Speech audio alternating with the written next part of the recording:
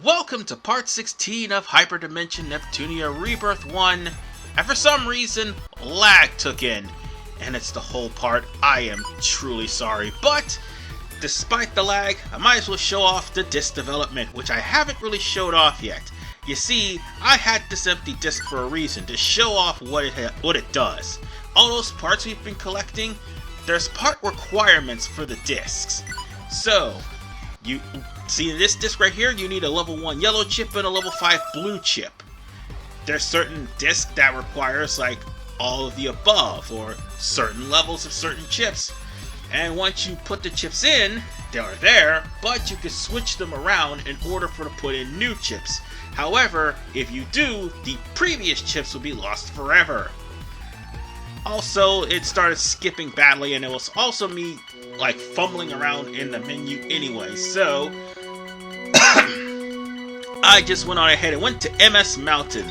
By the way, it still looks like it's skipping badly and dropping frames, and God, I hate it when it does that. Then again, I'm playing this on a low-end computer. Excuse me one second. And I'm back. I had to actually stop what I was doing because I was spending 5 minutes on the pause screen because I was taking a call. Anyway, everything is just moving so damn slowly. I don't know why. And yet, when this video finishes, everything will start moving faster for some strange reason, or it'll still lag. If the lag is too bad, I apologize. Unfortunately, I can't redo this whole part, because I've already saved. I'll get everything done in 3 turns. Anyway, if you're wondering who this little person is on the book, that's the Swore. I swore I'd never use the Swore, but just this once. We won. And I showed off just as powerful as she is and why I should not use the Swore. At least not until the end game. Well, cause Uzume unfortunately is not powerful enough for me to show off yet. I probably will wait till she's at level 30. But she'll eventually get there. Eventually. But for the most part,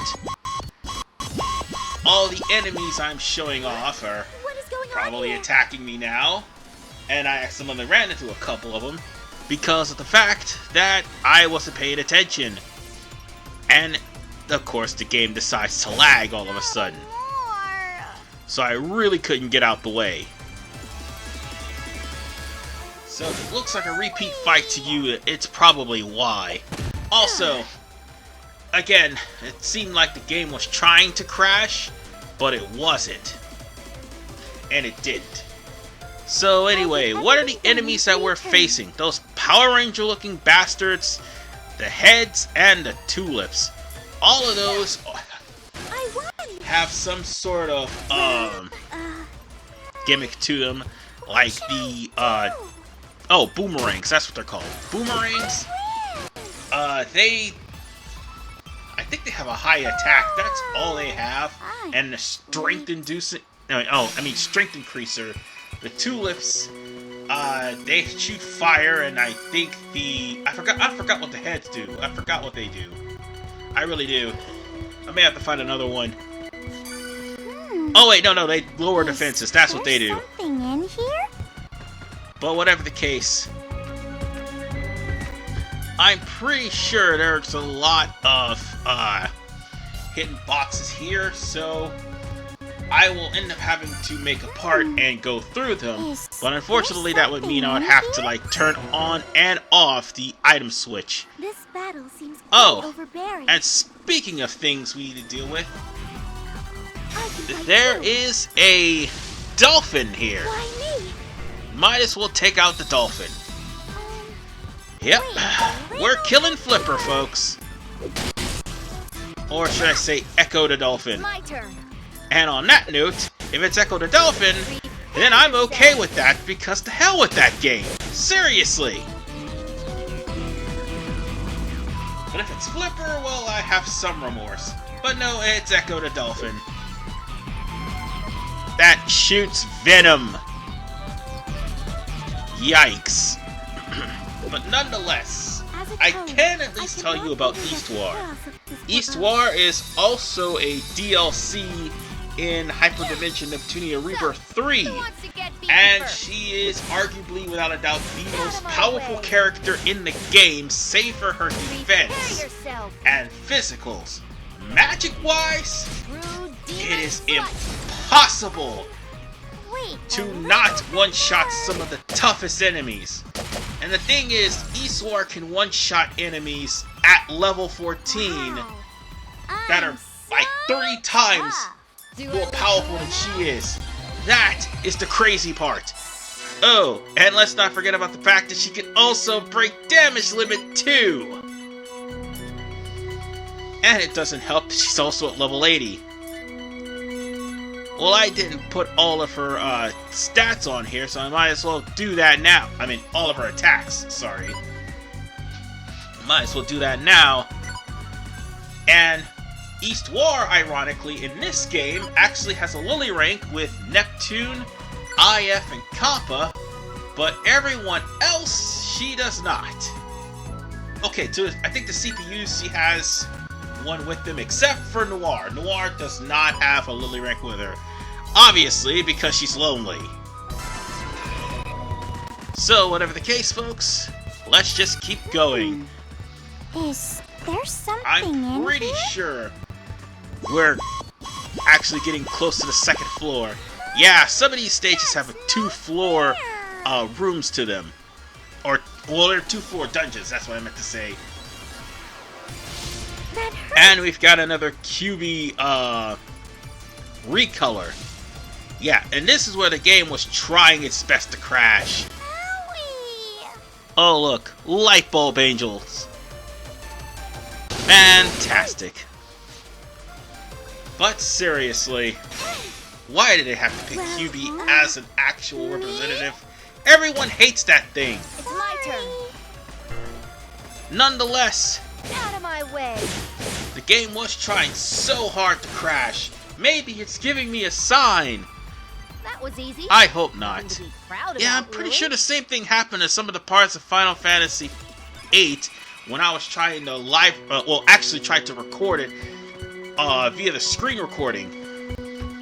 Like, some of the frame rate issues happened in Final Fantasy VIII. Oh, wait, there's a hidden item here. And here's the thing that people need to understand. These hidden items are repeatable, but the rare items that's there is RNG. So, bear that in mind. And there are also more than one hidden box in certain areas. I, again, will have to go through and try to find them for you. And now we have a walking Xbox 360. I guess I'll take you on. Okay! Home. I cannot overlook the chaos of this world. And that is the X-Boy, which is literally an Xbox 360. They already have the PS4, so... Oh, that's what it was. MP head. Oh, okay.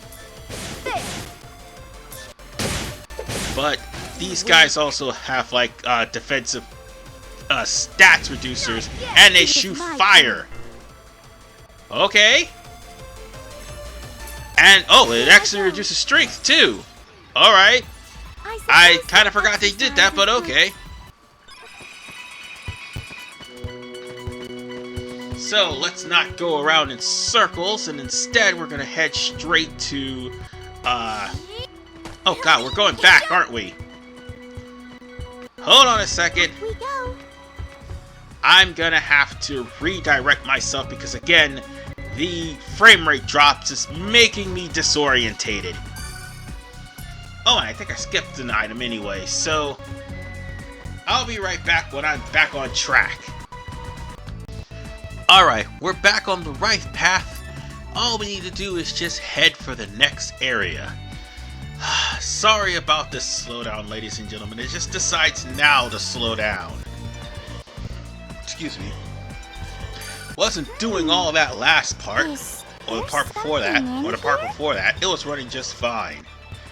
Well, That's what happens when this game tries to crash. You see ridiculous times where it slows down. And I just found myself another hidden box. And we're not running into another dolphin, so we're just gonna keep going. Because we're near the end of this dungeon, and more importantly, we're near the boss. Oh, and by the way, forgot to mention something. Last part I said this was a setup. Well, yes, this is a setup. For one reason and one reason only. The fact that the Overlord Momus guys were supposedly running about all of game industry, and Ivoire thought that Neptune and the others were one of those worshippers, and all of a sudden the horse and carriage guy sends them over to the dungeon instead of taking them straight to a hotel, which is kind of stupid. But then again, you stop to realize, yeah, something's not right with Ivoire. And then Kappa, Neptune, and IF just ran into a Momus messenger. Just for the record, people, Overlord Momus is a reference to Exodia. So yeah, technically the enemies of this game is the Latter-day Church of Exodia worshippers. Yeah, let that sink in for a second. But unfortunately for us, these Latter-day Church of Exodia worshipper members decides to make our lives a living hell by giving us, well, swag. And trying to force swag upon us. Yeah, just what we need. A church that forces its swag upon people. Now, where have I heard that before? But, to be fair, at least it may seem like harmless swag. And then you realize it's the same Overlord Momus worshippers that are carrying around CDs that are randomly popping out monsters, which Conversation explained in the last part. So if that's the case, then expect ourselves to get into a boss battle.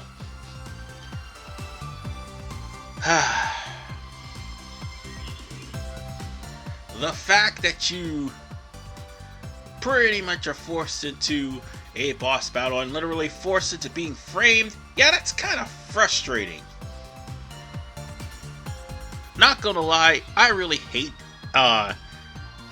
parts where you're framed, because it makes you feel like you're in a sense of helplessness. Okay, I understand that it has a big payoff at the end, but some games do it right, some don't. It's kind of a pet peeve, just a pet peeve, nothing negative about it.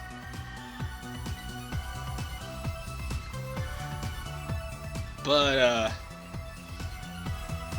this Overlord Momus messenger is pretty much being a pest.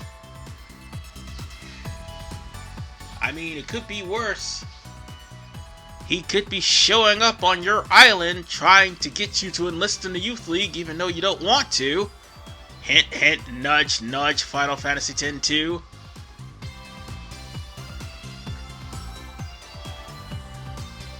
Well, let's put it to you like this.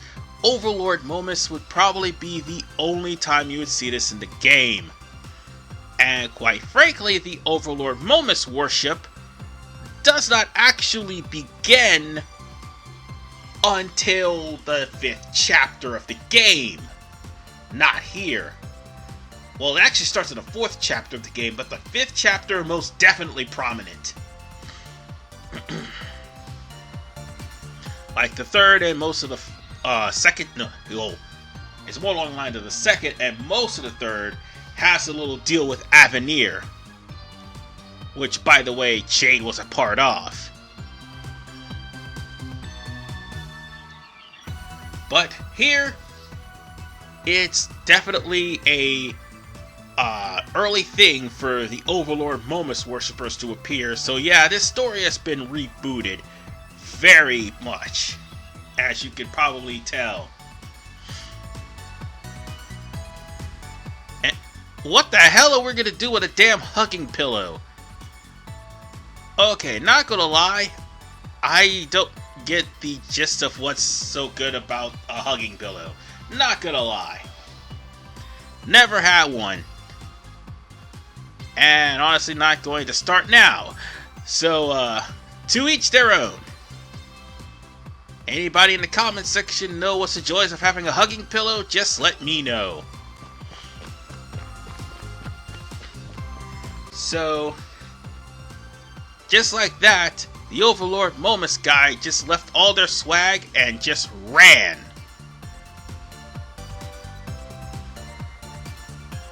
And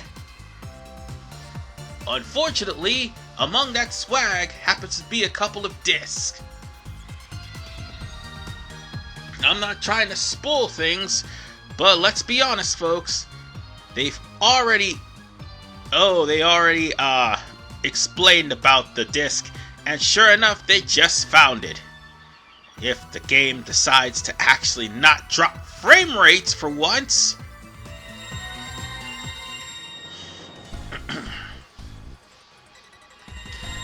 Unfortunately, this means we may run into a boss. Now, the boss we're about to face, since it's chapter 3, you might want to be at level 40 for this one. Yeah, not just for this boss, but for later on in the chapter. So yeah, I'm telling you to go like 15 levels higher. And why is that? Because you want to be strong enough to deal with the enemies that'll show up in chapter 3 and chapter 4. Now, this is just a regular Mook Rush. Might as well show off Eastwar's skill while we're here, and why I really should not be using her, but I am anyway. Sorry, I'm choking on something. Anyway, I'm doing this just to show this off. Too bad I can't get them all at once. It's kind of a one-shot, one-person type of attack. And of course, this attack is going to do a lot of damage. Eastward just literally did 34,000 damage. Well, actually more than 34,000 damage to that one monster. It's ridiculously stupid of how powerful she is. Excuse me. And yet, we still haven't shown off Uzume yet. And I might as well just deal with... Oh wait, never mind. Fighting Viper pretty much took care of most of them. Oh, and I haven't even showed off one of IF's moves. Might as well, since it's in the way anyway. And just like that, it's still alive. Wow, what a letdown. I thought I would have taken care of it really quickly, but unfortunately not. We'll just have to resort to attacks, I suppose. I'm gonna have to get out of the way, though, because the one weakness to Eastwar, she's just like Uni. She needs ranged opponents.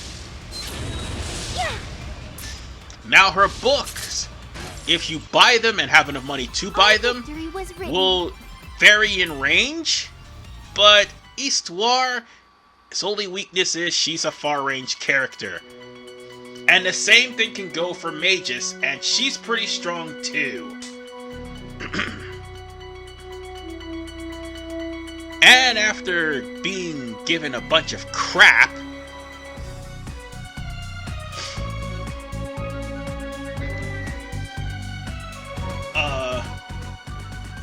they finally broke the disc, but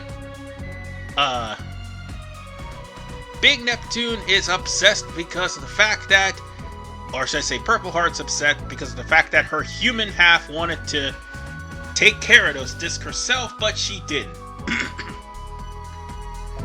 And there's Conversation. Sorry for the coughing up, folks, because I had something in my throat. But there's Conversation giving a stamp to the Overlord Momus member. Not just that,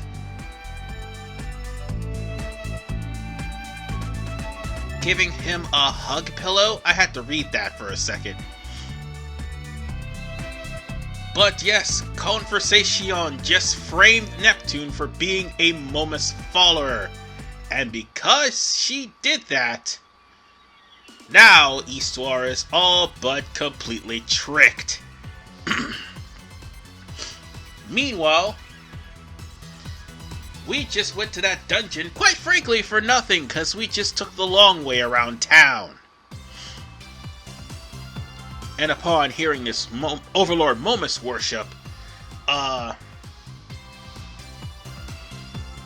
think IF would have a good idea to go straight to the Basilicom to warn not only Ivoire, but also the CPU of the impending Overlord Momus situation. So that would be a best idea. But unfortunately, Conversation, who happens to be an Overlord Momus person, just beat her to the punch. So yeah, Ivoire is already convinced that Neptune's a bad guy. Ivoire is an asshole, just to let you know. And oh yeah, that segment is actually coming in the next part. It's already too long, so might as well say at least that segment and the entirety of part 17 will be so much better than this laggy part. And if nobody watches, I understand. I, for one, did not expect it to be this damn laggy. So with that said, there were lines where Conversation hands a poison foul to Ivoire. Unfortunately, it was too damn laggy for me to show off. So yes, Conversation gave a poison valve so potent that it would more than likely kill Neptune. Now, about that. Why is that important? Well, next episode, that's gonna be the part. I don't like spoiling things, but that conversation we just had, I mean, it kind of sped through because frame rate drops, but still. I'll see you guys next time when things go from bad to worse for Neptune and the gang. Peace out.